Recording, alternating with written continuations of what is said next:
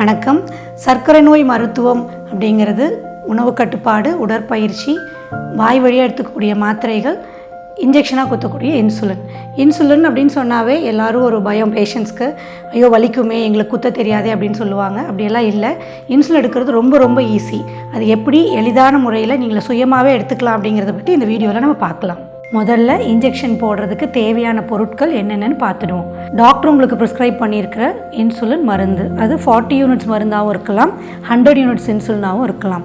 So 100 units insulin பயன்படுத்தினீங்க அப்படின்னா 100 units syringe தான் use பண்ணணும். அதே மாதிரி 40 யூனிட்ஸ் இன்சுலின் போட்டுக்கிறீங்க அப்படின்னா 40 யூனிட்ஸ் சிரிஞ்சு தான் போடணும். ஸோ இன்சுலின் சிரிஞ்சஸ் மாற்றி போடும்போது டோசேஜ் வேரி ஆகலாம். லோ சுகர்ஸ் வர்றதுக்கு, ஹை சுகர்ஸ் வர்றதுக்கும் காரணமாயிடும். அதோட ஆல்கஹால் ஸ்வாப் க்ளீன் பண்ணிக்கிறது, பாட்டிலோட மூடியை க்ளீன் பண்ணிக்கிறதுக்கு ஆல்கஹால் ஸ்வாப் வேணும். பயன்படுத்திய சிரிஞ்சை போடுறதுக்கு உண்டான ஒரு கெட்டியான பிளாஸ்டிக் கண்டெய்னர். நம்ம உடம்புல எங்கெங்கெல்லாம் இன்சுலின் இன்ஜெக்ஷன் எடுத்துக்கலாம் அப்படிங்கிறத பற்றி இப்போ பார்க்கலாம். மெயினாக இன்ஜெக்ஷன் போடுறதுக்கு கொழுப்பு பகுதி வேணும். ஸ்கின்னுக்கும் அடியில் இருக்கக்கூடிய சப்cutaneous ஃபேட்டுன்னு சொல்லுவோம். நம்ம கரெக்டான இடத்துல அந்த சப்cutaneous ஃபேட்டில் இன்ஜெக்ஷன் போட்டால் தான் இன்சுலின் நல்லா வேலை செய்யும். ரொம்ப மேலோட்டமாக தோலில் போட்டாலும் தப்பாகி போயிடும், ரொம்ப ஆழமாக போய் தசைகளில் போட்டாலும் தப்பாகி போயிடும். ஸோ சப்cutaneousல ஃபேட்டில் போட்டால் தான் இன்சுலின் நல்லா வேலை செய்யும். இன்சுலின் போடுறதுக்கு சிறந்த ஒரு பகுதின்னு சொல்ல போனால் வயிற்று பகுதி. நம்மளோட தொப்புளை சுற்றி ஒரு 2 அங்குல இடைவெளியில் எல்லா இடங்களையும் போட்டுக்கலாம். ஒவ்வொரு இன்ஜெக்ஷன் போடுறதுக்கு நடுவில் ஒரு விரல் கேப் விட்டு நம்ம போட்டுக்கிட்டே வந்தோம்னா வலியும் தெரியாது, தழும்பும் ஃபார்ம் ஆகாது. வயிற்று பகுதியில் போடுறது போக அடுத்தது நம்ம தொடைப்பகுதிக்கு போனோம் அப்படின்னோம்னா தொடையோட மேற்பகுதியிலும் வெளிப்புற பகுதியிலும் இன்சுலின் போட்டுக்கலாம். ஒரு இன்ஜெக்ஷன் நடுவில் நான் முன்னாடி சொன்ன மாதிரி ஒரு விரல் இடைவெளி இருந்தால் தான் வலி ஏற்படாது. கைகளோட மேற்பகுதியில் வெளிப்புறத்தில் நம்ம போட்டுக்கலாம். இங்கே கொழுப்பு சத்து அதிகமாக இருக்கும். முன்னாடி போட்டோம்னா நம்ம நேரடியாக தசைக்குள்ளேயே போடுற மாதிரி இருக்கும். ஸோ கைகளுடைய வெளிப்புறத்தில் மேல் கையோட வெளிப்புறத்தில் போட்டுக்கலாம். அடுத்ததாக பின்புறத்தில் இடுப்பு பகுதியிலும் இன்ஜெக்ஷன் எடுத்துக்கலாம். எங்கே இன்ஜெக்ஷன் எடுத்தாலும் மெயினாக முதல் நாளுக்கும் 2வது நாளுக்கும் ஒரு விரல் இடைவெளி விட்டு எடுத்துக்கிட்டால் தான் வலி வராது. ஒரு இன்சுலின் போடுறதுக்கு முன்னாடி கண்டிப்பாக கைகளை சுத்தமாக கழுவிக்கோங்க. கழுவிட்டு வந்தது பின்னாடி இதுதான் இன்சுலின் பாட்டில். க்ளவுடியாக இருந்தது இன்சுலின் அப்படின்னா கட்டாயம் நீங்கள் அதை மிக்ஸ் பண்ணணும். போடுறதுக்கு முன்னாடி கைகளில் படுக்க வச்சு ஒரு 10 தடவை இந்த மாதிரி உருட்டிக்கோங்க. அப்புறம் தலை மேல் கீழாக டில்ட் பண்ணி மிக்ஸ் பண்ணிக்கோங்க. இது ரெண்டும் செய்யும்போது தான் அந்த க்ளவுடி இன்சுலின் நல்லபடியாக மிக்ஸ் ஆகும். இதை மிக்ஸ் பண்ணி வச்சுட்டு இந்த மூடியை ஒரு ஆல்கஹால் ஸ்வாப்பில் வச்சு சுத்தமாக க்ளீன் பண்ணிக்கோங்க. இப்போது உங்களுக்கு ப்ரிஸ்கிரைப் பண்ணப்பட்ட இன்சுலின் டோசேஜ் வந்து 20 யூனிட்ஸ் அப்படின்னா உங்களோட சிரிஞ்ச் எடுத்து 20 யூனிட்ஸ்க்கு உண்டான காற்றை முதல்ல அதில் ஃபில் பண்ணிக்கோங்க.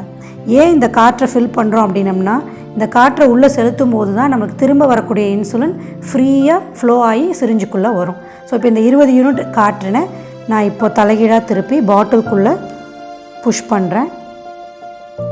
ஃபைன். இப்போ திரும்ப அப்சைட் டவுனாக பிடிச்சி அதே 20 யூனிட் இன்சுலினை வெளியில் இழுக்கிறேன்.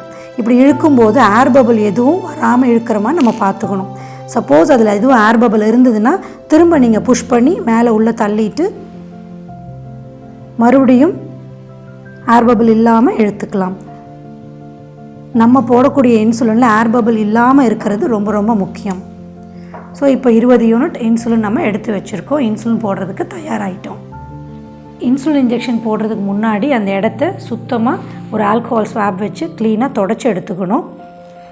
இப்போது தொடைப்பகுதியில் நம்ம இன்சுலின் போட்டுக்க போகிறோம். என்னோடய இடது கையில் இந்த 3 விரல்களையும் வச்சு தேவையான அளவு தோல், கொழுப்பு சத்து ரெண்டும் சேர்ந்து வர மாதிரி தேவையான அளவு ப்ரெஷர் கொடுத்து மேலே எடுத்து வலது கையில் இன்சுலினை வடிச்சிட்டு ஒரு 45 டிகிரி கோணத்தில் நான் இன்சுலினை உள்ளே மெதுவாக செலுத்தி முடிச்சுட்டு உள்ளுக்குள்ள இருக்கிற இன்சுலினை மெதுவாக உள்ளே புஷ் பண்ணுறேன். புஷ் பண்ணி முடித்த உடனே இடது கை விரல்களை எடுத்துடுறேன். அதுக்கப்புறம் 1 2 3 4 5 கவுண்ட் பண்ணிவிட்டு நீடில் வெளியில் எடுக்கிறேன். நீடில் வெளியில் எடுத்ததுக்கப்புறம் எதையும் வச்சு இதை ரப் பண்ணக்கூடாது. இன்சுலின் அப்போ தான் பொறுமையாக வேலை செய்யும்.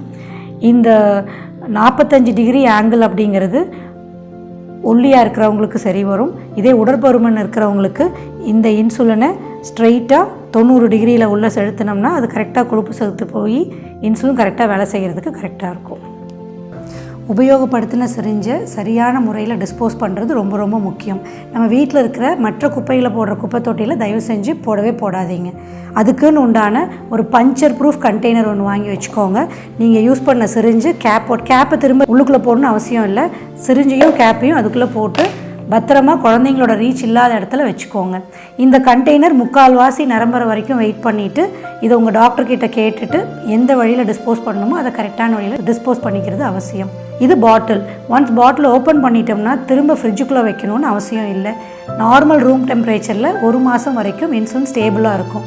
ஸோ வெயில் படாத இடத்துல, குழந்தைகளோட ரீச் இல்லாத இடத்துல தாராளமாக வச்சுட்டு நம்ம பயன்படுத்திக்கலாம். இன்சுலின் போடுவதற்கு முன் அந்த இடத்தை நன்றாக சுத்தம் செய்து கொள்ள வேண்டும். திறக்கப்படாத இன்சுலின் பாட்டில்களை 2 டிகிரி முதல் 8 டிகிரி சென்டிகிரேட் வெப்பநிலையில் காலாவதி தேதி வரை பயன்படுத்தலாம்.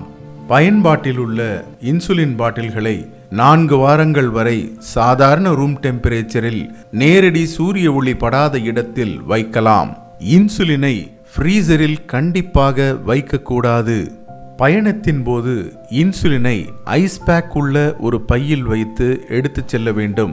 காரின் டேஷ்போர்டிலோ அல்லது இருசக்கர வாகனத்திலோ இன்சுலின் பாட்டிலை வைத்துவிட்டு செல்லக்கூடாது.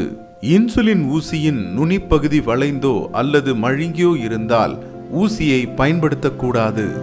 குறிப்பாக ஒரு ஊசியை ஒரு முறை மட்டுமே பயன்படுத்த வேண்டும்.